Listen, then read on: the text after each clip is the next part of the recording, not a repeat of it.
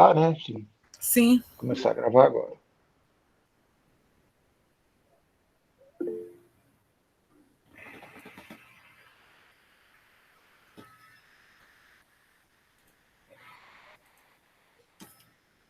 A transmissão, Marcelo, vai ser feita como? É pelo Facebook do Conjor, pelo YouTube, por onde? Não sei, eu não sei se a gente vai conseguir transmitir ao vivo, porque eu não sei se a Débora estava só verificando a entrada ou se ela vai transmitir. Porque normalmente ela fica logada e a gente tem um outro programa que transmite ao vivo pelo Ah, YouTube, né, ou pelo Facebook. Mas eu não sei se ela está fazendo. Eu acho que talvez não. A gente a ideia talvez seja gravar e depois e depois disponibilizar. fazer a transmissão, né? É, Tá, depois tudo bem. coloca no canal do Conjor. Naquelas lives da Intercom que a gente faz, a gente faz pelo Zoom. Então a gente só leva a transmissão, não precisa nada extra. A gente só leva a transmissão para o perfil do Facebook da Intercom e pronto. É bem simples. A gente usa um programa, acho que é. Acho que é o BS, alguma coisa. Deixa eu só ver aqui no. E aí esse programa ele faz a transmissão, na verdade, né? Mas aí tem que ficar Normalmente eu uma. uso o OBS para fazer transmissão também. É. É isso.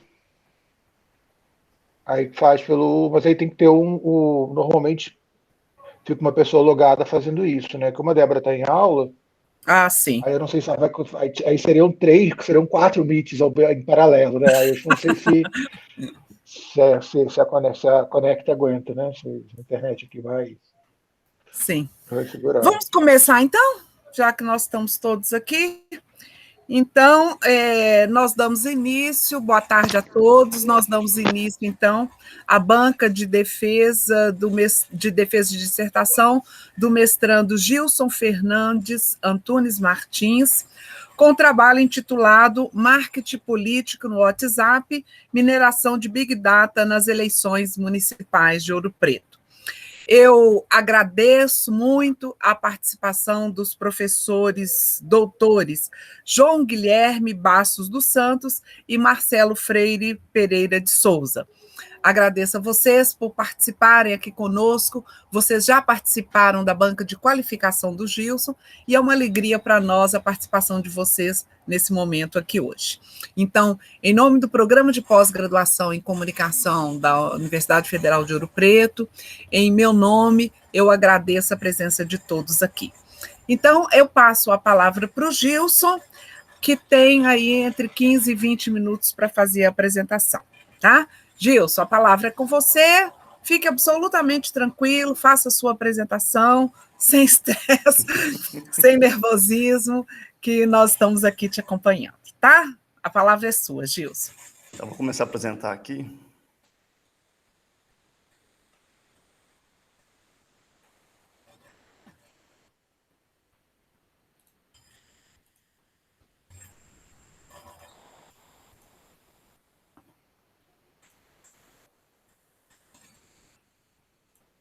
Estão conseguindo ver? Sim, Gilson. Ok.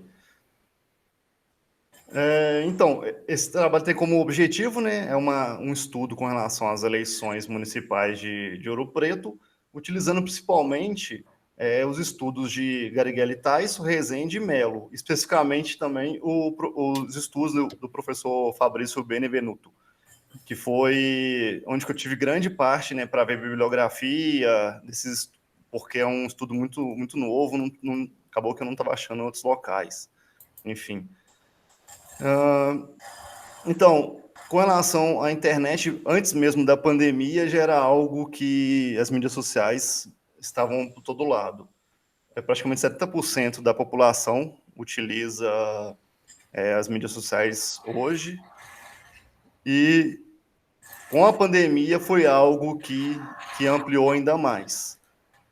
O Facebook, né, em janeiro de 2021, estava com mais de 2,8 bilhões de usuários, e o YouTube em sequência, e o WhatsApp vem em terceiro, com 2 bilhões de usuários.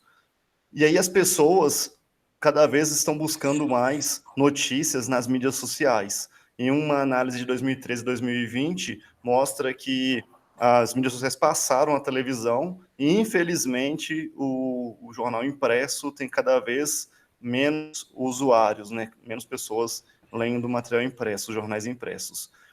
E aí, um estudo mostra que os usos, como eu já mostrei, o uso das mídias sociais, né, que o Facebook está em primeiro lugar, mas é importante ressaltar que não tem um crescimento, tá, linear. E o WhatsApp, 2014 a 2020, cresceu de 17% até 48%. O Instagram também, no mesmo um crescimento de 8% até 36%. Vale ressaltar que o Facebook, ele depois que mudou o seu algoritmo em 2016, muitos veículos de imprensa começaram a aparecer nas timelines, e por isso até mesmo a Folha de São Paulo deixou de utilizar o Facebook para poder postar notícias. E o WhatsApp, né, tem crescido novamente cada vez mais para a leitura de notícias, para buscar informações. Por isso, uma grande preocupação, numa pesquisa mostra que os brasileiros têm medo, receio de divulgação de fake news no WhatsApp, sendo que em outros países o Facebook é o maior disseminador de fake news. Um dos casos que demonstrou isso é com relação aos leitores do Bolsonaro, a partir de uma pesquisa do Instituto Datafolha, que mostra que a maioria, 61% dos eleitores do Bolsonaro buscam notícias pelo WhatsApp. E aí, o que ocorreu, né, foi o escândalo Zapgate, que foi uma denúncia do jornal Folha de São Paulo com relação ao disparo de mensagens falsas no WhatsApp, principalmente compradas por um grupo de empresários que estava apoiando a candidatura. E em 2020, várias contas foram banidas do WhatsApp, entre elas do Flávio Bolsonaro, pelo uso não por uso específico do conteúdo, mas pelo uso estranho do WhatsApp. Isso é a importância, né, de estudar o WhatsApp em campanhas eleitorais. E aí foi um dos objetivos desse estudo, especificamente a eleição municipal, em Ouro Preto, focado no cargo de prefeito. E aí a pandemia, né, acabou que, essa é uma frase do professor Marcelo Vitorino, especialista em marketing político, ele comenta, antes das eleições, que as campanhas seriam muito focadas na internet, que as pessoas iam priorizar. E aí, esse aqui é uma foto de 2012, da campanha do Júlio Pimenta, que mostra um comício em Cachoeiro do Campo, um distrito de Ouro Preto, com umas 300 pessoas.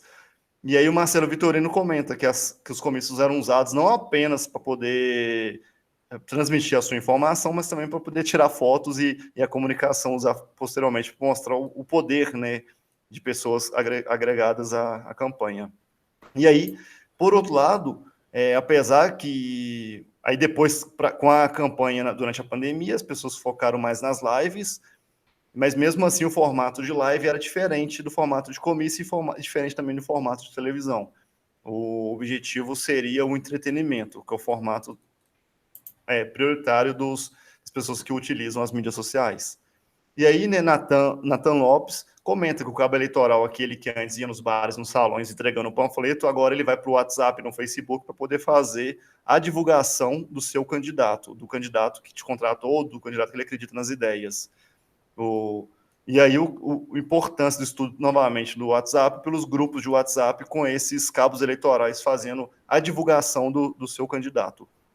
No primeiro capítulo, eu fiz o estudo das campanhas políticas desde o início do formato até os dias atuais, explicando principalmente o que é marketing político, marketing eleitoral e as formas de persuasão na campanha, a partir dos autores Rego, Bezerro e Silva, Muniz e Oliveira. No segundo capítulo, já foquei mais nas mídias sociais, nas redes sociais digitais, nas campanhas eleitorais, a partir de Dourado, Recoeiro e Salgado, principalmente. E aí, no terceiro capítulo, foi o estudo de caso, com especificamente as eleições municipais em Ouro Preto. E é importante, né, ressaltar com relação ao marketing político e marketing eleitoral, que é praticamente a base desse estudo, para mostrar que eles servem para poder formar a imagem do candidato. O marketing político criado a longo prazo e o marketing eleitoral a curto prazo, durante a campanha eleitoral. Começa com o marketing político, o candidato faz o seu nome antes das eleições, durante as eleições faz o marketing eleitoral, e após as eleições, ganhando ou não, volta para o marketing político, para a formação da sua imagem. E aí é um processo, né, de comunicação entre o candidato, que faz o marketing eleitoral para o eleitor, a partir de promessas e favores, o eleitor volta com o voto ou informação para que o candidato possa melhorar a sua campanha. E é importante ressaltar com relação à contra-propaganda, que é muito importante, porque normalmente as pessoas veem como negativo, mas a contra-propaganda não é a fake news. É uma forma do candidato mostrar aquilo que o outro candidato concorrente tem, que não queria divulgar, para poder prejudicar a sua imagem. E aí, muitas vezes fazem a partir das contas falsas, né? Ou também a partir dos robôs, como foram as eleições de 2018 especificamente. E aí, como eu comentei, né, com relação às divulgações de mensagem no WhatsApp, o próprio WhatsApp fez uma forma de evitar isso. E aí, a pessoa não poderia compartilhar com mais de uma pessoa uma mensagem que já foi compartilhada diversas vezes. Volto a ressaltar, né, que o WhatsApp e o Facebook Messenger têm 90% do mundo, e aí mostra a importância, principalmente no Brasil, que o WhatsApp é a principal ferramenta de comunicação, principalmente por causa da sua criptografia de ponta a ponta, que faz com que vários partidos políticos e atividades religiosas utilizem o WhatsApp. Principalmente por suas características, né? Que as mensagens chegam diretamente no telefone do usuário, parecendo pessoais, consegue penetrar em comunidades rurais que outras mídias não chegam, é fácil para direcionar pequenos grupos e permite ações imediatas e diretas. E aí, né, facilita também a disseminação de fake news, não só no WhatsApp, mas também nas outras mídias sociais. É importante ressaltar, né, que a fake news pode ser no formato textual, visual, auditivo ou audiovisual, mas fake news é uma informação que é falsa por si, né, mas que simula uma notícia real. E aí, as mídias sociais facilitam muito a divulgação das fake news por causa do formato delas, das mídias sociais. Principalmente, como eu comentei, o Facebook mudou o seu formato do algoritmo, que faz que ele mostra para as pessoas aquilo que elas têm de maior interesse. E aí não necessariamente as notícias mais importantes. Isso faz com que crie, né, câmaras de eco, que as pessoas acabam recebendo aquilo que eles têm de interesse, que eles já têm uma opinião formada sobre aquilo. E aí que Negroponte comenta que seria o The Daily Me, como fosse um jornal criado para a pessoa a partir daquilo que ela tem de interesse, e não a contraposição. E aí o Dourado comenta com relação a uma deliberação política que fala sobre isso, explica melhor sobre isso. Quando não tem uma mediação, as pessoas acabam lendo só aquilo que ela tem de interesse e aí acaba criando uma polarização ainda maior, podendo ser de esquerda ou de direita, mas aquilo que a pessoa se torna mais radical.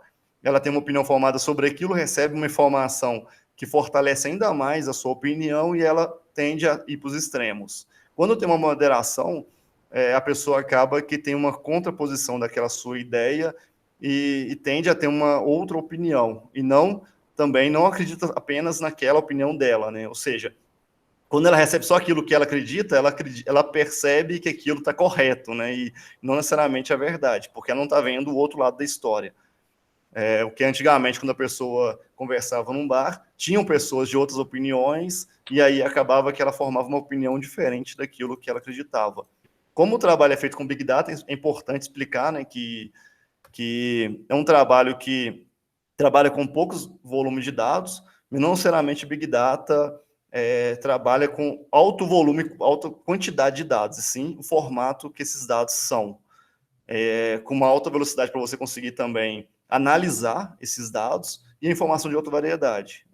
Imagem, vídeo, áudio, e a potencialidade também de analisar quantidades maiores. A metodologia foi baseada na análise de conteúdo e no estudo de caso. Para fazer a coleta de dados, foi feito a partir de Gabriela Tyson, Rezende e Melo, que eu fiz um levantamento de grupos da cidade, em Ouro Preto, escolhi os grupos formato que são limitados a grupos políticos que debatem política, e aí a partir da coleta de imagens, do dia 5 de abril a 22 de novembro, eu vou explicar que eu não consegui fazer até o final, por uma falha do celular, e utilização do próprio chave do WhatsApp para descriptografar o banco de dados. E, por fim, a análise dos dados dos grupos. O estudo de caso, né, que eu fiz parecido, né, com relação que poderia ser de Bill Clinton, que e comenta que poderia também ser um levantamento, porém, o levantamento ele não faz uma análise profunda, assim como o estudo de caso. E eu fiz a análise de conteúdo com metodologia complementar. E aí eu fiz uma análise de conteúdo automatizada, utilizando a Eramutec para fazer a análise dos dados extraídos. Ouro Preto teve um aumento de candidaturas, mesmo nesse momento de pandemia. Foi muitos do grupo do PSL, partido que era do Bolsonaro, mas não teve nenhum eleito. E o PV, que é do grupo do Ângelo, teve 2 candidatos, apesar que eram apenas 14 candidatos. Com relação ao gênero, o PL é o que teve maior candidatas, né, maiores votos de mulheres, mas o PDT que conseguiu fazer uma mulher, que é a Lilian França, a única mulher na Câmara. E o MDB é o que teve menor número de votos de mulheres.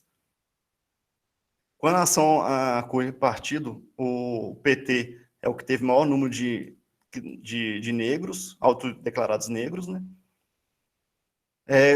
Normal, né, durante a pandemia, teve um número menor de pessoas que compareceram, mas não tão grande como se imaginava. E é muito importante esse gráfico para mostrar que ele é baseado na ferramenta do Facebook, que indica quantas pessoas são usuárias do Facebook, e mostra que em Ouro Preto, 47% dos eleitores têm acima de 45 anos. Porém, no Facebook, apenas 26% acima dessa faixa etária, mostrando que o Facebook e o Instagram não conseguem alcançar todas as pessoas, os eleitores, né, acima de 45 anos. Para abaixo de 45 anos, você tem um bom resultado. Esses foram todos os candidatos, pré-candidatos a prefeito, a maioria foi para o lado do candidato Ângelo, deixando de candidatar, e, por fim, apenas 5 pessoas candidataram. O Caio se candidatou, mas depois tirou a sua candidatura para apoiar o Ângelo também, que teve 42% dos votos, com uma diferença de 2.000 votos do segundo colocado, o Júlio. Com relação aos gastos de campanha, o Ângelo teve o maior número de gastos, apesar que os 3 gastaram com o mesmo material de arte gráfica, mas o único que contratou uma agência foi o Ângelo, que tinha no total de 70 profissionais trabalhando na campanha.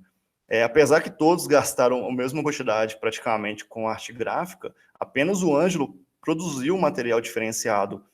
Como eu comentei, acima de 45 anos, os eleitores não estão no Facebook e no Instagram, sua maioria. Então, é importante esse material impresso para entregar para essas pessoas.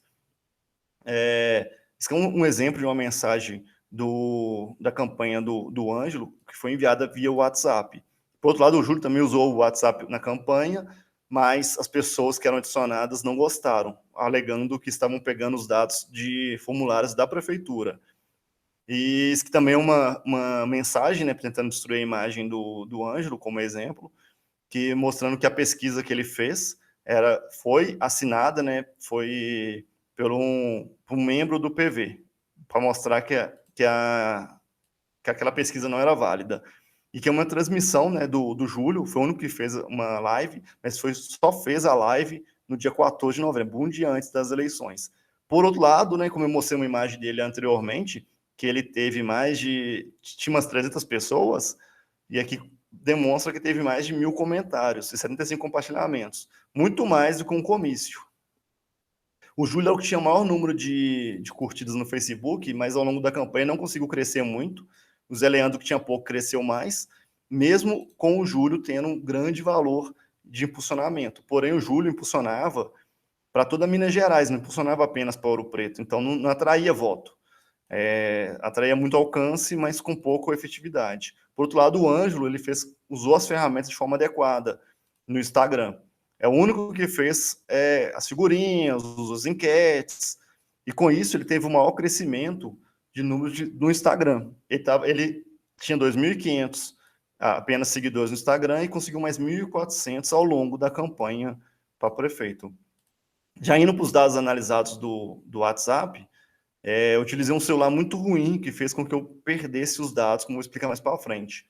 Esses aqui são algumas informações disponibilizadas pelo banco de dados do WhatsApp. Vale ressaltar que esses dados mais completos é porque eu peguei o próprio banco de dados do celular, Mas qualquer pessoa consegue alguma dessas informações ao extrair as informações do grupo, então não é uma coisa oculta.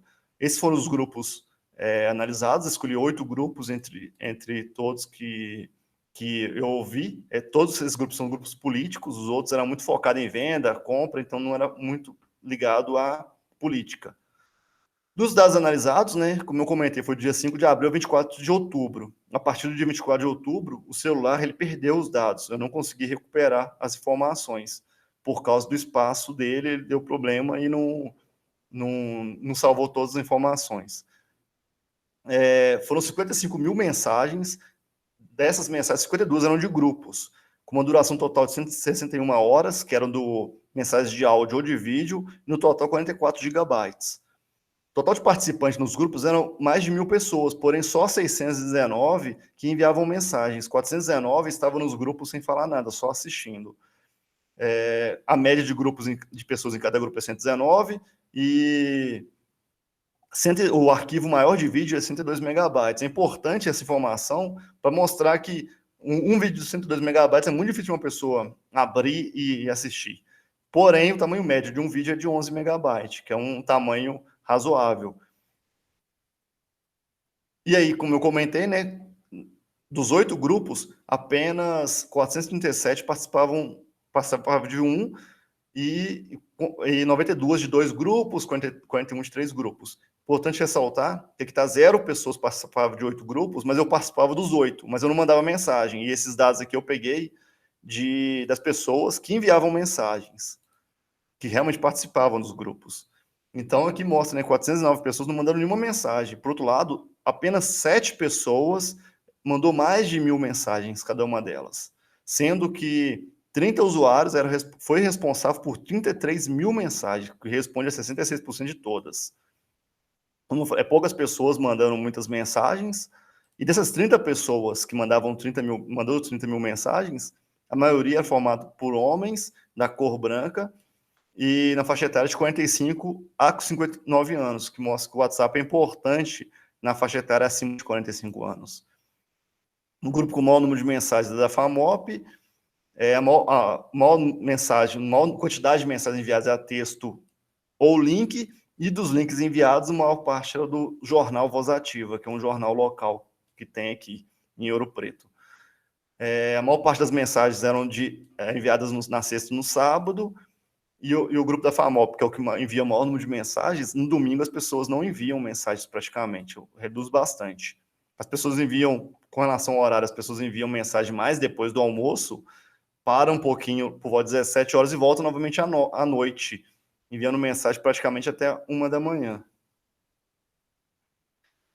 Aqui é a distribuição por grupos, né, que mostra a maior parte das mensagens sendo enviadas também por volta de 15 às 16 horas. E aí, com relação ao formato do texto, né, que é enviado no WhatsApp, que eu consegui extrair, é no formato UNIEPOC, que ele vem nesse formato de tempo, e quando você faz a conversão, aparece a data e o horário. Para fazer a análise de conteúdo automatizada, eu usei o Uramutec, e eu tive que fazer uma análise do banco de dados, né, juntando, por exemplo, a palavra ouro preto para ouro preto, senão aparecia as duas, ouro e preto. E aí, dessa análise de texto da Mutec, a maior parte das quantidades de palavras é da FAMOP, né, porque também é o que maior enviou o número de mensagens. Importante ressaltar que dessas mensagens, 9.000 palavras foram faladas apenas uma vez, mas pode ser também por causa de erro de escrita, né? Por isso que ela aparece uma vez, mas já aparecida com outras. Aqui é a mesma coisa, né, com relação a poucas palavras ditas muitas vezes e muitas palavras ditas muitas vezes. Com relação à análise fatorial de correspondência, que analisa a quantidade de palavras ditas e proximidade com as outras, observa-se, né, de acordo com os quadrantes, que esse aqui de baixo é mais com relação a Covid, políticos, com relação realmente à pandemia, e a pandemia atrapalhou muito a pesquisa, porque a maior parte das pessoas conversavam sobre a pandemia, muitas vezes faladas sobre eleição, mas muitas vezes também só realmente com relação à pandemia. Que é o que aparece mais aqui na análise de similaridade. No centro está Ouro Preto, e de Ouro Preto tem uma perna que busca muito com relação à saúde, que é a grande preocupação das pessoas naquele momento. Por outro lado, né, parece que quando se fala em Ouro Preto, a pavimentação, que foi muito debatido nas eleições, porque foi muito base de campanha do Júlio, então ela foi muito falada, ao mesmo tempo com relação à transparência e com relação à pandemia também, né? E aí, na nuvem de palavras, das palavras mais ditas, Ouro Preto aparece no centro, mas o jornal Voz Ativa também, que divulgava muitos links, né, e aí é de grande relevância. E, de novo, né, saúde, que foi muito debatido, e não necessariamente as eleições em si. Para poder fazer uma análise muito focada na eleição, eu separei algumas palavras, como eu fiz manual, algumas palavras-chave que tinham os nomes dos candidatos. Então, era Ângelo, Asfalto, José, né, José Leandro, Júlio, Orione, que é da UPA, que foi uma das campanhas muito fortes do Júlio também, então eu coloquei na pesquisa. E aí, não necessariamente as pessoas falavam muito de campanha no grupo da FAMOP, apesar que é um grupo que tinha maior número de mensagens, não era muito mensagens políticas. O grupo pré-candidatos foi um grupo que teve maior debate político, e o da FAMOP ficou em segundo. E aí eu fiz uma análise manual das 3.000 palavras e separei, categorizei em neutro, pró-Júlio, contra Júlio, enfim.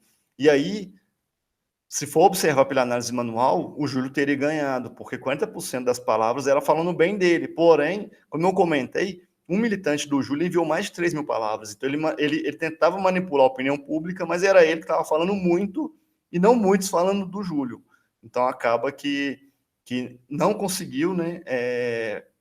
Não eram muitos militantes conversando, não eram muitos cabos eleitorais, como eu falei, saiu do salão para ir para o WhatsApp para conversar e falar bem do Júlio. E sim, apenas um que não conseguiu mudar a opinião dos outros. Por isso que 20% também estava falando mal dele. E aí, com relação à conclusão do trabalho, a pandemia realmente acelerou a utilização das mídias sociais em campanha política, porém, não foram utilizadas da forma correta. As mídias sociais você poderia diferenciar, né, mandar mensagem especificamente para mulheres, para jovens, mas, como eu já comentei, o Júlio mandava até para fora de Ouro Preto, não especificamente apenas para a cidade. Por outro lado, o Ângelo criou conteúdo e impulsionou específico. Então, ele tinha, por exemplo, um rap para os jovens, e aí ele impulsionava apenas para os jovens. Cada mídia, né, possui uma linguagem específica, mas apenas o Ângelo ele fez a utilização dessa mídia dessa forma. Então, ele fazia vídeo com uma equipe específica para um público específico. Ele fazia, por exemplo, o rádio, que é muito importante para Ouro Preto, são 12 distritos, muito distante, a área, tamanho territorial de Ouro Preto é muito grande. Então, apenas o Ângelo tinha uma equipe de rádio para produzir material para a rádio. O Zé Leandro ele pegava o material do vídeo, extraía o áudio do vídeo e mandava e publicava e mandava para as rádios. O mesmo vídeo que era mandava para a TV, ele mandava e publicava nas mídias sociais, não com a linguagem própria das mídias sociais. O WhatsApp tem se tornado uma ferramenta muito importante, principalmente, né, com relação a 44 anos, acima de 44 anos, porém não foi determinante para as eleições nem as mídias sociais, nem o WhatsApp em si. 40% dos vereadores eleitos em Ouro Preto mal utilizaram as mídias sociais. Isso, alguns nem tinham perfil nas mídias sociais, mesmo assim foram eleitos com um grande número de votos. O YouTube, que é uma ferramenta, a segunda maior ferramenta de mídias sociais utilizada, apenas o Caio Bueno fez o impulsionamento de seus vídeos. Os outros usavam o YouTube apenas como um local para guardar os seus vídeos. Mas pode ser uma ferramenta futuramente muito bem utilizada, porque o YouTube também ele pega todas as faixas etárias, quando você faz o impulsionamento. O Bolsonaro tinha pouco tempo de rádio e televisão, usou muito o Facebook e o WhatsApp. Em Ouro Preto, a gente observou também que a televisão praticamente foi nula, porque apenas a Top Cultura e o HF não funciona em todas as casas. Então, a TV praticamente não foi usada, o rádio foi usado de forma muito errônea, mas foi utilizado, principalmente pelo Ângelo. Todos tinham um programa de rádio. E o Júlio, que tinha maior tempo de rádio, não teve uma equipe específica também para a rádio. O material era o mesmo que era usado na televisão. E os 3 coordenadores comentaram que usaram o WhatsApp, somente o Ângelo e o Júlio usaram de forma correta, né? O Júlio ele tinha mais de 40 grupos, listas de transmissão, mais de 10 mil pessoas nas suas listas, e mesmo assim não conseguiu mudar a opinião pública. Os grupos de WhatsApp foram utilizados, em sua maioria, na verdade, para poder, como um grupo normal, para poder divulgar as informações, como se fosse uma reunião, e aí outros grupos eram criados para poder falar mal do prefeito ou falar mal dos candidatos, mas não era realmente como ferramenta de comunicação dos candidatos. Como deficiência do trabalho, é o primeiro com relação, que eu já comentei, o celular, que tinha pouca memória. Outra questão, que não foi possível utilizar a inteligência artificial, e por fim também não foi possível utilizar o Python, que tem várias ferramentas que poderiam ter facilitado no trabalho. E como novos estudos, né, realmente utilizar a inteligência artificial, até mesmo para poder montar painéis que possam ser visualização instantânea, né, das métricas, até para, antes de acontecer uma crise, a pessoa consiga fazer uma previsão, como acontece com Stiling ou outras ferramentas assim. Assim, obrigado, desculpa pelo ter estourado o tempo. Tudo bem, Gilson, obrigada pela sua explanação. Eu já passo, então, a palavra, nós vamos, então, agora proceder à arguição da banca, aos comentários da banca, e eu passo a palavra, então, para o membro externo, que é o professor João Guilherme Bastos dos Santos, a quem eu agradeço mais uma vez a participação. Boa tarde, professor, mais uma vez, seja bem-vindo e obrigada por estar conosco aqui hoje.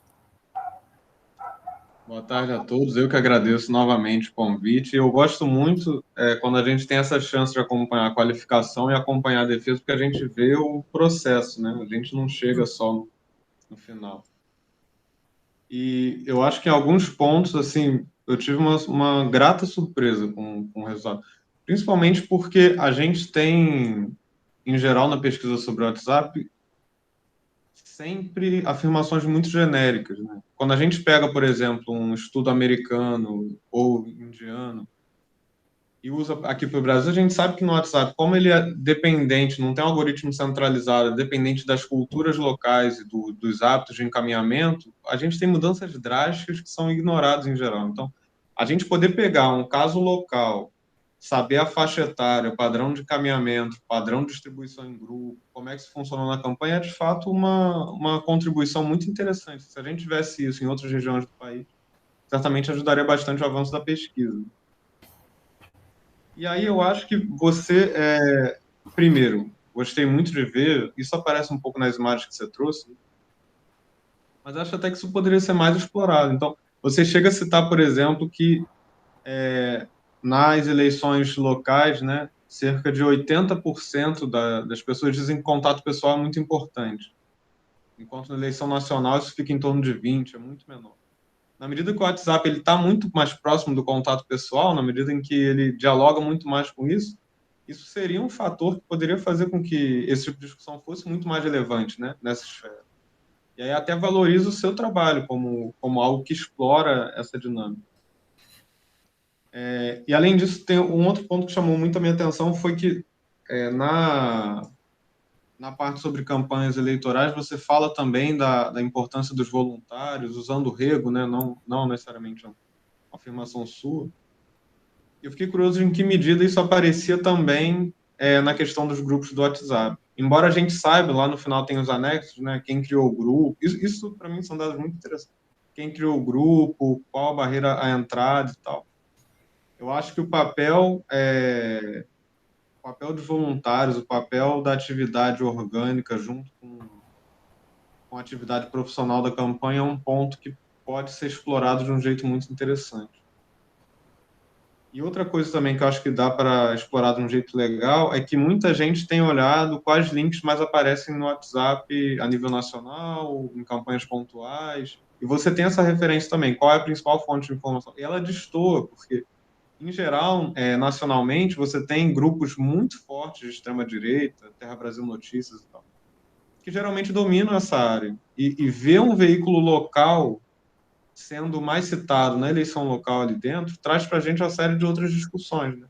Sobre como, inclusive, os estudos em âmbito nacional podem não ser capazes de dar conta das dinâmicas locais do WhatsApp, que é uma questão que a gente chegou a levantar em 2020, né? Tem um artigo no Observatório das Eleições do UOL chamado Fantasma da Mamadeira, onde eu falo um pouco disso, né? Porque a dinâmica local do WhatsApp é diferente. Acho que a gente pode ter a chance de começar a explorar mais para frente, se você tiver, enfim, tiver intenções de levar adiante aí esse esforço de pesquisa.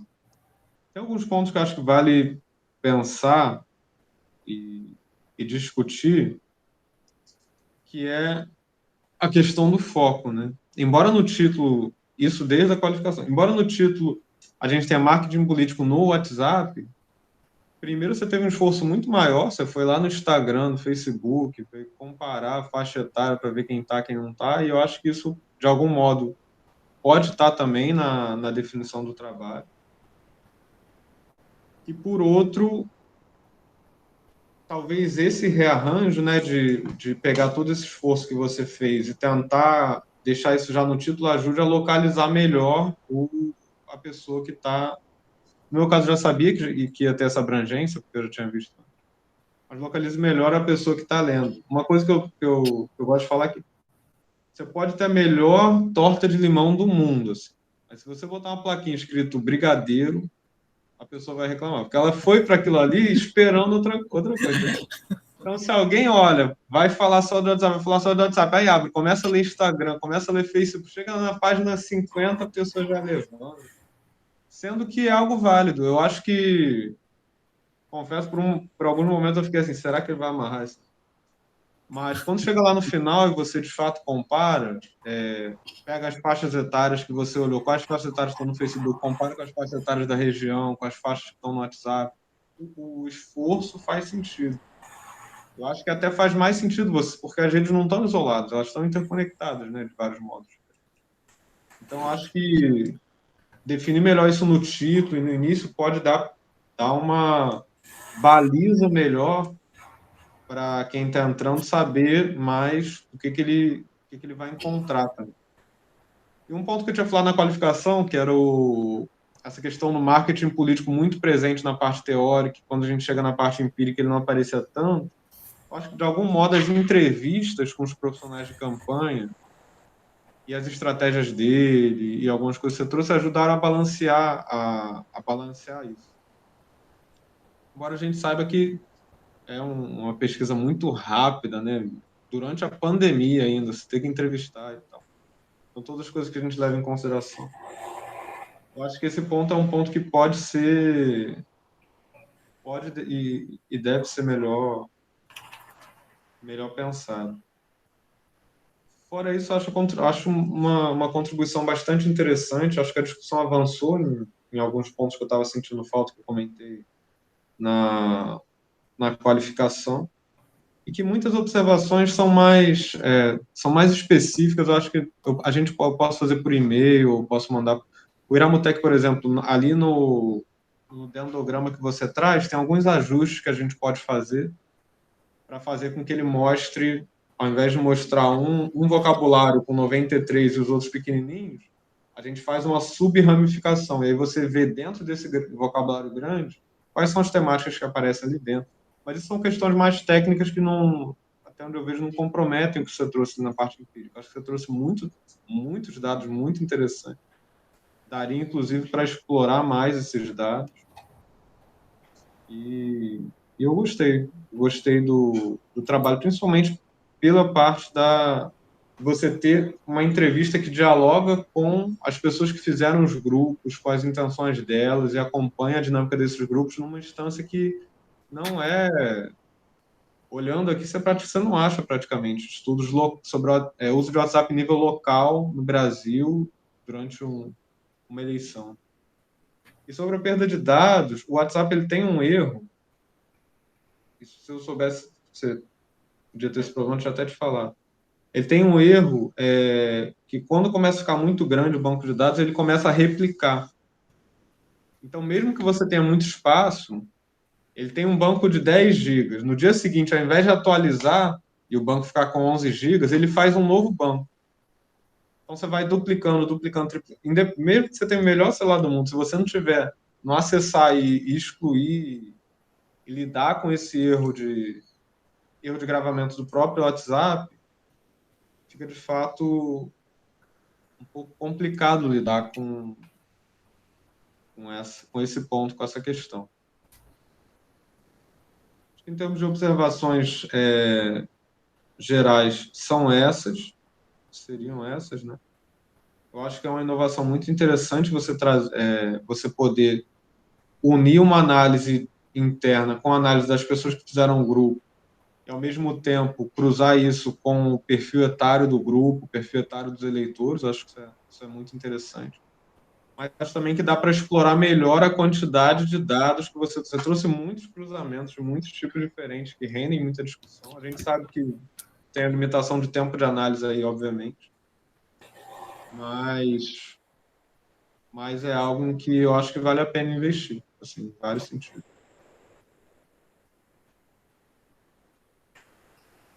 Então, obrigada, professor João Guilherme, agradeço suas palavras. Você gostaria de comentar, Gilson?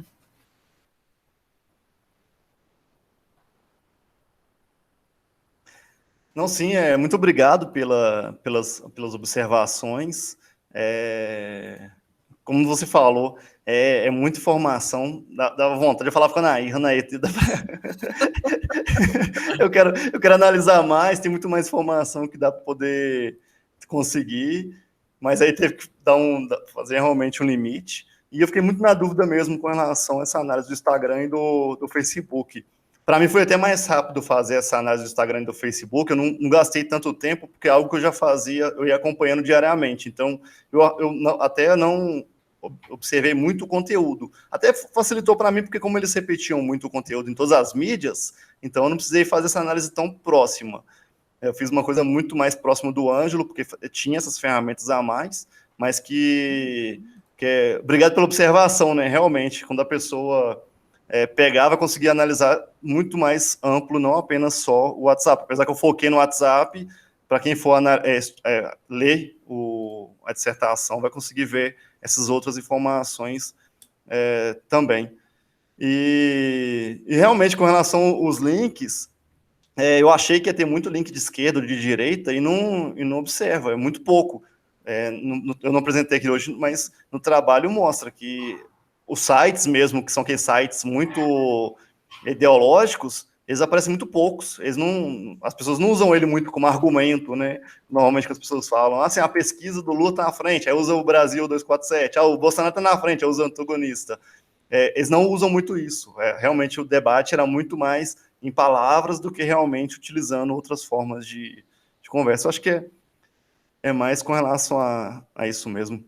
Agradecer novamente, obrigado pelas observações. E eu vou querer depois os detalhes, porque como é muita coisa, às vezes também eu fiquei tão bitolado já na pesquisa que eu não conseguia ver outras informações que você pode ter visto. Obrigada, Gilson. Está satisfeito, professor? Gostaria de comentar mais alguma coisa? Só para complementar, já que você falou dessa questão do Instagram, acho que é muito relevante, até o exemplo que você deu, eles repetem muito conteúdo. Você sabe que eles repetem conteúdo porque você olhou essas várias redes diferentes. Entende? Então você sabe o que se repete, o que não se repete, como uma coisa entra e sai da outra. Um candidato que investe muito em YouTube, por exemplo, profissionalmente, ele vai ter um grupo onde ele joga aquele link para as pessoas entrarem, curtirem, assistirem o vídeo até o final, porque isso vai dar para o algoritmo do YouTube a informação de que aquele vídeo é relevante e ele deve mostrar para outras pessoas. Então, se você sempre pode dizer isso, né? Se você não olha o WhatsApp, você não entende direito por que o algoritmo do YouTube funciona daquele jeito. Se você olha só o YouTube, você também perde esse outro lado. Então, quando a gente fala de campanhas, talvez não tenha esse nível de sofisticação ainda numa campanha local, muito localizada, porque o foco é menor. Né? Mas, para entender de fato a complexidade da campanha, você precisa estar atento a esse sistema de plataformas interconectados, onde o WhatsApp ele não está sozinho, ele está recebendo, repassando, funcionando em contato com aquilo tudo. E aí, novamente, como eu falei, você não colocou aí na apresentação, deveria ter colocado. Uma das coisas que eu mais gostei é não que eu mais gostei, mas que eu acho muito interessante essa relevância de links locais e de dinâmicas locais que não estão em nenhuma análise nacional. Você não vai achar em nenhuma análise nacional. Ajuda a gente a quebrar alguns mitos também, né? Será que a influência desses atores no WhatsApp, que sempre é colocada, né, como algo gigante, vai se replicar lá onde as referências são diferentes, tipo de grupo é diferente, dinâmica de moderação é diferente? Tá? Até para, enfim, talvez um trabalho subsequente explorar melhor esses pontos junto com os resultados das entrevistas que você teve, que traz essas questões também. Então, obrigada, professor João Guilherme. Passa a palavra, então, para o professor Marcelo Freire, que é do nosso programa de pós-graduação em comunicação. Professor, mais uma vez agradeço a sua participação aqui conosco. A palavra é sua. Eu queria agradecer, na verdade, né, tanto o Gilson quanto o Nair pelo convite, né, assim, é muito bom estar nesses dois momentos, da qualificação e da defesa. Acho que você acompanha esse desenvolvimento do trabalho, né, e vê como as coisas se desenrolaram, né, assim, um pouco daquele meme, o sonho deu tudo certo, né, vou dizer assim, né, então vê lá como estava, né, como começou e vê depois como se desenrolou. Então, assim, eu queria agradecer pelo convite e queria parabenizar, né, tanto o Gilson quanto o Nair pelo trabalho. Acho que tem esse perfil local, né, tem muito a ver com a trajetória, com o perfil do nosso pós, né, então acho que casa perfeitamente com essa vocação do pós e casa muito bem com a vocação da linha, né, de desenvolvimento de metodologias mistas, né, de automatizadas, com as entrevistas. Então, acho que tem muito. É uma pesquisa que tem a cara do pós, assim, diversas. Tem a cara da linha, tem a cara do pós. Acho que tem muito. Contribui muito nessa linha. É muito importante destacar essa afinidade, vamos dizer assim. Assim, eu vou fazer alguns comentários mais amplos, né, assim, porque depois eu te passo a meu PDF comentado, enfim, acho que é mais adequado para essas bancas de Furumit, né? Mas assim, eu acho que o trabalho conseguiu arrematar vários pontos estavam abertos na qualificação, né? Muito bom. E tem um trabalho assim, tem um esforço muito grande ali, tem muita coisa que você olhou, na verdade, né? E assim, muito do que eu vou falar é em relação a isso, assim, como você conseguiu concatenar isso e como isso está vinculado lá com os objetivos, enfim. Que é assim, e com o título, com todos os elementos. Assim, se o João Guilherme apontou a questão do WhatsApp, eu aponto a questão do Big Data. Até hoje eu não estou convencido que é Big Data mesmo, acho que é Small Data, no fim das contas, porque o volume de dados talvez não seja grande, sério. E você concatena, você faz um excelente uso de Small Data, na verdade, que você está concatenando ali uma série de bancos de dados que não são necessariamente tão grandes, né, e que você está fazendo com uma abordagem cruzada ali que é bem rica, na verdade, né? Talvez seja uma forma mais de tentar contornar o objeto o objeto, na verdade, não o WhatsApp, né? Mas a campanha, de uma forma a ter uma visão mais completa, né? Uma visão mais rica desse elemento. Então, acho que talvez esse seja o primeiro ponto, assim, entender que não é uma necessária. Assim, você não está ancorando a pesquisa no WhatsApp, né? Você está tratando de, como o Guilherme apontou, plataformas multiconectadas, né? Então, assim, até porque você consegue olhar o WhatsApp em contraponto a outras coisas. Ele não está solto ele não está sendo visto como uma ferramenta isolada, né? Então, acho que você consegue fazer as considerações que você consegue fazer por causa desse olhar, né? Então, acho que talvez esse seja o primeiro ponto. Dos objetivos, talvez não seja lá ver que mídia, o primeiro objetivo, na verdade, acho que era ver qual é a mídia que é mais circulada. Você acaba tendo pontos mais complexos do que isso, né? Assim, você acaba desenvolvendo mais do que isso. E o próprio Ilmotec, né, que talvez seja o lugar onde eu vá falar um pouquinho mais, ele acaba tendo uma função secundária, porque ele acaba fazendo uma análise muito maior sobre o perfil da postagem, né, seja etário, por horário, por data, em relação a do que intertextual ali, né, assim, dos digramas, dos trigramas, assim, dessa relação de como o texto é constituído. Estou com uma luz um pouco dramática aqui, porque virou o sol, mas então está um pouco luz e sombra aqui, então peço desculpas por isso. Então, eu acho que esse ponto ancorar a pesquisa, talvez, né, nesse lugar que não é necessariamente só o WhatsApp. Então, assim, eu acho que vou fazer um comentário só pontual, né, que eu não sei se eu estou muito sensível em relação a isso, mas eu achei que usar o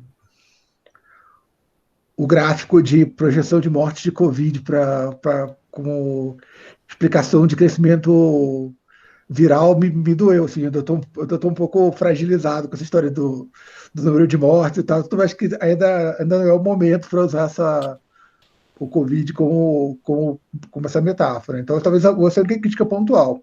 Fora isso, acho que você fez um ótimo uso dos gráficos em si, né? Tanto na parte teórica quanto na parte empírica, então parabéns por isso, não é uma coisa fácil, acho que é uma coisa importante de destacar. Né? Então, assim, eu acho que uma coisa que eu acho que pode não, mas que merece mais valorização são as entrevistas. Essas entrevistas deveriam estar explicadas ali na metodologia, porque tipo, elas são muito importantes para as inferências que você vai fazer. Então, acho que assim, colocar a entrevista como uma ferramenta metodológica, já desde o começo da estruturação da sua metodologia, vai te dar, assim, vai te colocar ali como um método misto mesmo, como misto de análise de dados e entrevista e qualitativo, vamos dizer assim, né? Com entrevista com os produtores, enfim. Então, acho que isso já te dá já valoriza bastante a metodologia. Então, talvez eu sugeriria isso até para valorizar esse uso da entrevista, né? Já fica anunciado desde o começo, não só como uma etapa da descrição do fenômeno, mas como uma abordagem, como parte da abordagem metodológica. Então, talvez acho que essa é uma sugestão que valoriza ainda mais a análise.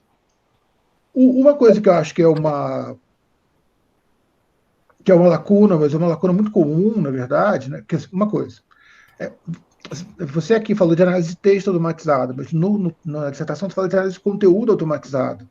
Análise de conteúdo automatizada não é uma forma de análise de conteúdo, vamos dizer assim. Você pode fazer análise de conteúdo baseada em uso de software, mas ela continua sendo análise de conteúdo. O que o Uramotec vai fazer, na verdade, é aquela perspectiva de linguística de corpos, que é uma análise quantitativa de textos, que é uma outra metodologia. Assim, você pode fazer análise de conteúdo usando o Uramotec? Pode. Mas assim, você vai ter que ter escolhido os operadores que o Uramotec usa para processar o texto, ou você vai olhar para o que o Uramotec fez, pensando nisso como operador, mas assim, não chega a ser uma análise de conteúdo, na verdade, né? A não ser que você vá usar como operador os mesmos operadores que o Uramotec faz. E assim, é um tipo de análise que está longe do que a gente faz normalmente, vamos dizer assim, né? Então, assim, esse olhar do quantitativo, ele é um olhar assim, mais descolado, vamos dizer, da tradição de pesquisa vinculada à análise de conteúdo, né? Então, assim, a questão da explicação da análise fatorial, assim, para você utilizar isso com mais propriedade, você teria que ter um domínio e conseguir explicar como aquilo funciona. Só que, no fim das contas, a análise que você faz do WhatsApp é muito mais centrada no perfil de uso do que no texto. Então, isso acaba sendo secundário. Então, acaba não comprometendo em nada, porque você traz uma míriade tão grande de dados e de elementos que isso seria complementar. Então, no fim das contas, não prejudica.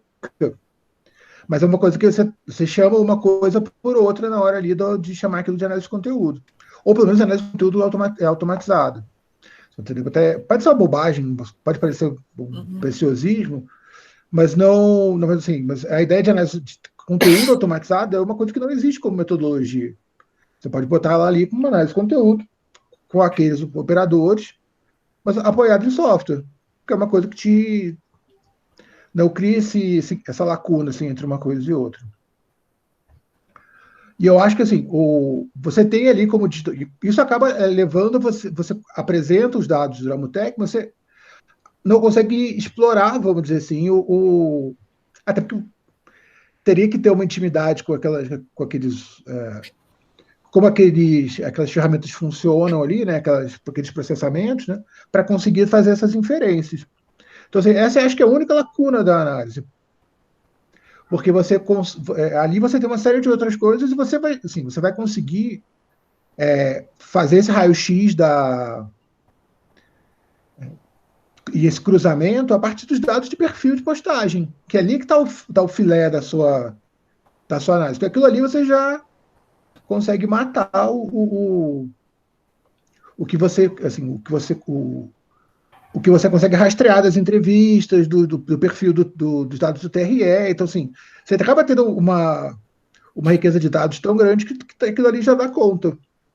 Então, assim, se você for seguir com a pesquisa ou fazer ou desdobrar isso em artigos, você tem uma série de recortes. E o do Iramutec é um deles, vamos dizer assim, que aí você pode dar uma aprofundada, trabalhar melhor esses dados, mas no contexto da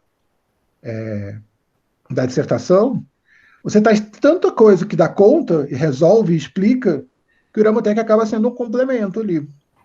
Então, assim, não teria essa. Ele acaba não prejudicando porque você traz as outras coisas. Se você tivesse ancorado a pesquisa no Iramutec, aí eu poderia te dizer que não, beleza. Não tá. As inferências não estão ali, mas as inferências vêm de outros lugares que você apresentou.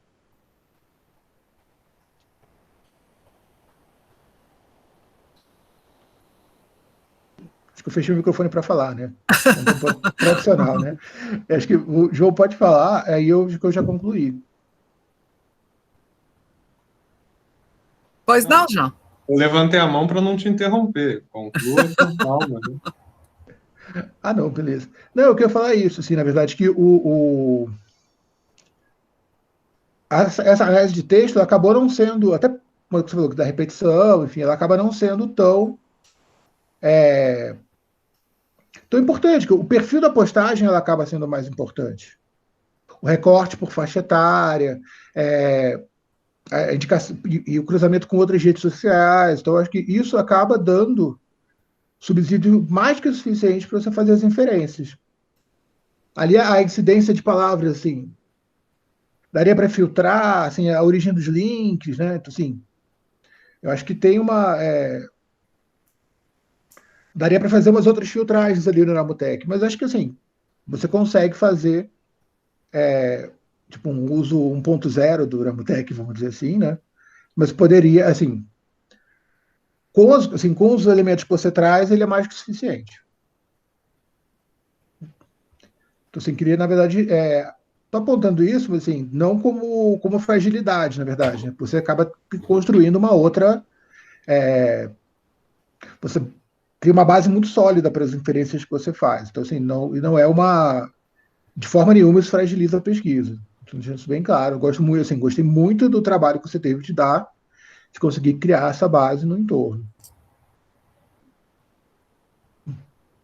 É isso. João Guilherme, queria falar? Sim, brevemente. Eu falei que a gente poderia falar do Eramutec depois, mas vai muito na linha do que o Marcelo falou, como ele trouxe o tema, talvez valha a pena só complementar. Que, na verdade, eu concordo com ele, o Eramutec não é análise de conteúdo automatizada, e ele não parte, como análise de conteúdo, de categorizações, livro de códigos fechados, embora ele tenha livro de palavras sendo descartados. Ele identifica, a partir da concorrência de palavras, vocabulários específicos. E uma coisa que a gente vê em um dos quadros ali de análise fatorial de correspondência que você trouxe, que ele não apareceu na apresentação, mas está no trabalho, é que os grupos estão em quadrantes diferentes. Então, o que isso quer dizer para a gente quando faz uma análise dessa, análise lexical, análise textual, como a gente quer chamar? É que os grupos têm vocabulários diferentes. Então, se tem 3 grupos que correspondem a um vocabulário específico, 2 a outro. Isso pode ser explorado se a gente quebrar aquele vocabulário de 93, porque quando a gente está dividindo o vocabulário para entender, se tem um com 93, a gente não entende nada. Então, você tem que aumentar, na regulagem do Iramutec, aumentar a quantidade de classes na fase final. Isso vai fazer com que o algoritmo se esforce mais para quebrar aquele dado, é um caminho. E um outro é você exportar só a classe que está gigante e pedir para o Iramutec analisar ela, que ele vai fazer um dendrograma em cima daquela classe. E aí, com isso, você vai conseguir abrir aquilo ali, explorar a diferença de léxico de cada grupo e talvez ter algum achado interessante, achar quais grupos apoiam mais um candidato do que o outro. A partir daí, como os padrões de postagem ao longo do tempo ajudam a gente a entender também as dinâmicas de um posicionamento específico. Mas, como eu falei, isso exige uma outra coisa, né? Gilson, gostaria de comentar a partir da fala do professor Marcelo? Então, interessante com relação ao meme, né, que você falou, né, logo no início aí, do início o sonho, e aí eu queria comentar sobre isso aqui. Poucos candidatos usaram a linguagem própria do meme, né? Você não via os candidatos usando meme, fazendo caricatura, algo bobo e normal, muito normal em eleição, não tinha muita caricatura para poder zoar de outro candidato, né, rir das fraquezas dos outros candidatos, eles usaram muito pouco caricatura. Essas linguagens próprias de internet não foram muito usados. Acho que é o que eu não coloquei na dissertação, porque eu acho que acabou passando despercebido, mas eu acho que é algo importante de se falar, né, falando em internet, em marketing político, que não foram usados essas linguagens próprias de internet.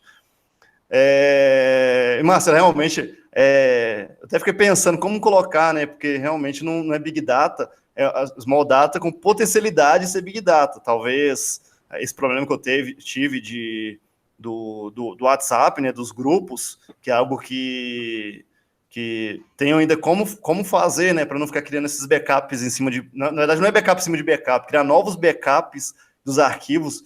Eu fiquei pensando depois que deu o problema, como que eu poderia ter feito se eu limpava, excluía todos os grupos todos os dias e aí gerava um arquivo novo, porque eu estaria apagando tudo, né?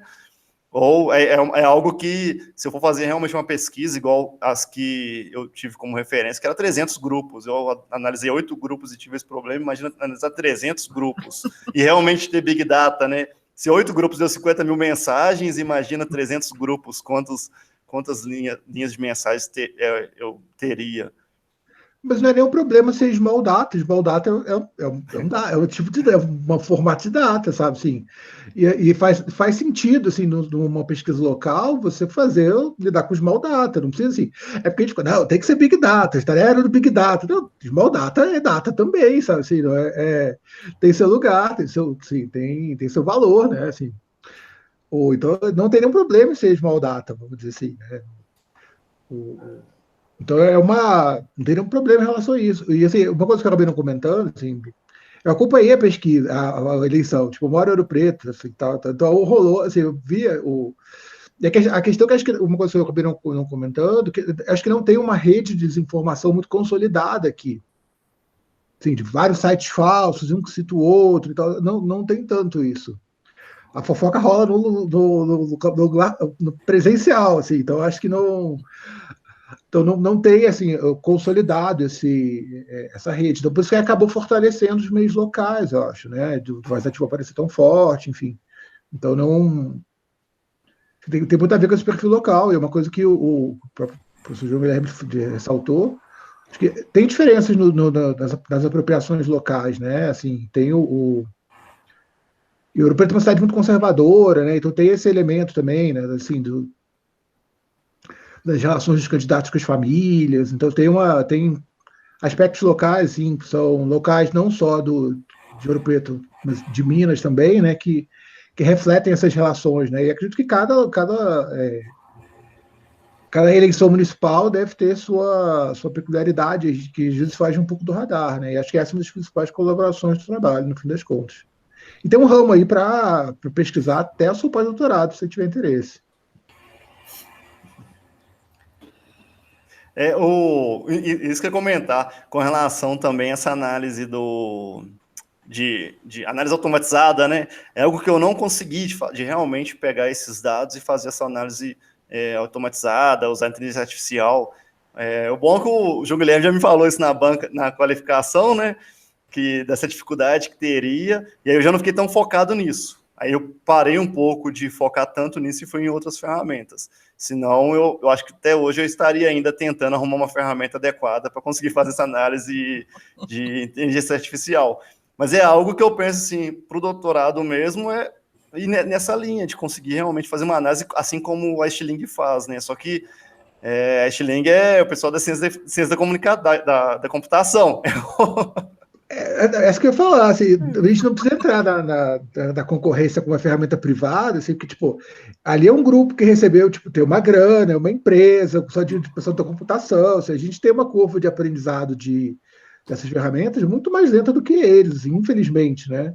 Então, assim, a gente precisa de um apoio coletivo entre nós para conseguir fazer com que as ferramentas funcionem, né, de experiências e tal.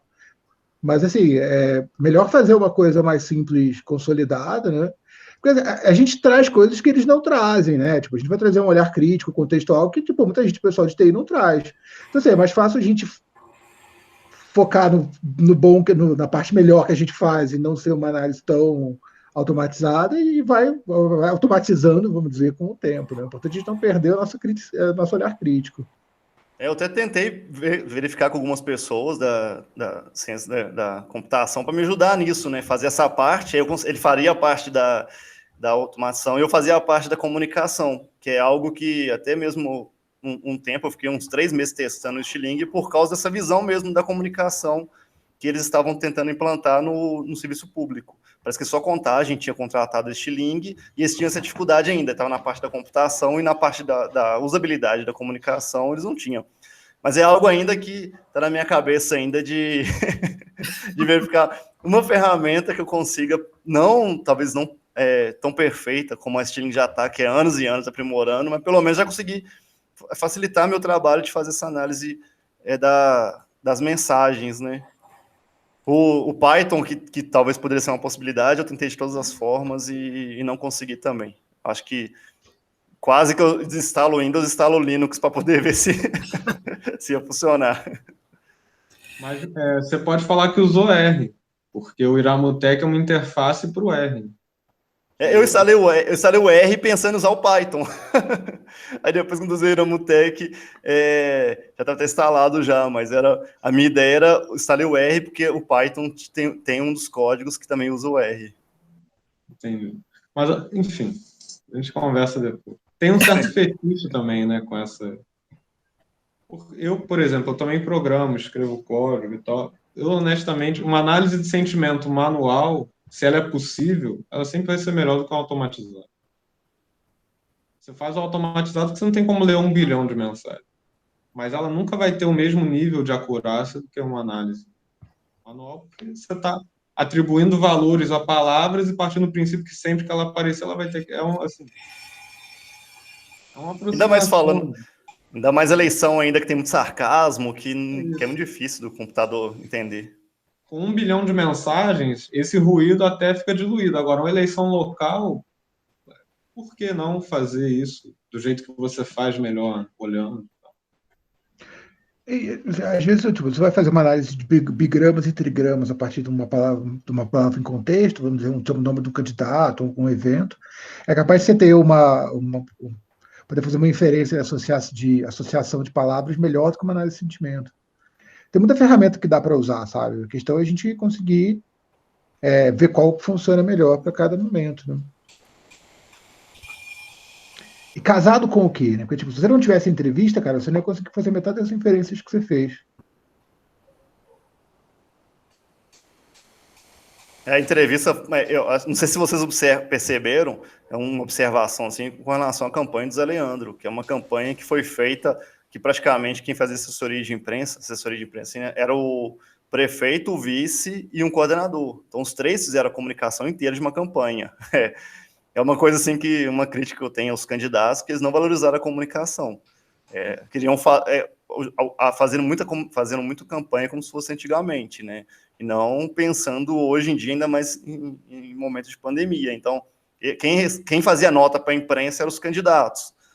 Então, comparando com o Júlio e com o Ângelo, que tiveram muito mais votos, poderia talvez o Zé Leandro ter muito mais votos se tivesse valorizado realmente a comunicação e investido nisso. Gastou com a arte gráfica, né? Mas não usou de forma adequada. Dinheiro tinha. Mas o fato do Pimenta não ter se reeleito, porque um dos candidatos não foi reeleito, né? O fato dele não ter conseguido se reeleger foi uma grande surpresa da eleição, assim, porque foi muito difícil não conseguir a reeleição, né? Não vai ser nenhum grande escândalo, enfim.